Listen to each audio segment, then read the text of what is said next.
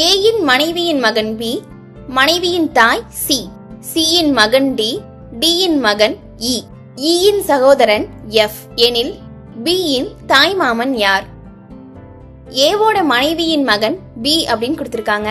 ஆனா அந்த மனைவி யாருன்னு சொல்லல, அவங்கள நம்ம எக்ஸ்ன்னு வச்சுக்கலாம். அப்போ ஏக்கு ஒரு மனைவி, அவங்களோட மகன் தான் பீனா, அவங்க ஏக்கும் மகனாதான் இருப்பாங்க. அதே நேரத்துல இந்த மனைவியோட தாய் தான் சி அப்படின்னு கொடுத்துட்டாங்க. இந்த சிக்கு டி அப்படிங்கிற ஒரு மகன் இருக்காங்க. அப்போ சி அப்படிங்கிறவங்களுக்கு எக்ஸ் அப்படிங்கிற ஒரு மகள், டி அப்படிங்கிறவங்க மகன். இந்த டியோட மகன் தான் ஈன்னு கொடுத்திருக்காங்க. ஈயோட சகோதரன் எஃப்னு கொடுத்திருக்காங்க. இங்க பியோட தாய் மாமன் தான் யாருன்னு கேட்டிருக்காங்க. தாய் மாமன்னா தாயினுடைய சகோதரர் தான் தாய் மாமன். இங்க பியோட தாய நம்ம எக்ஸ்ன்னு வச்சிருக்கோம். அவங்களுக்கு சகோதரன் அப்படின்னா இந்த சியோட மகனான டி தான். அப்போ டி தான் இங்க பியோட தாய் மாமன்.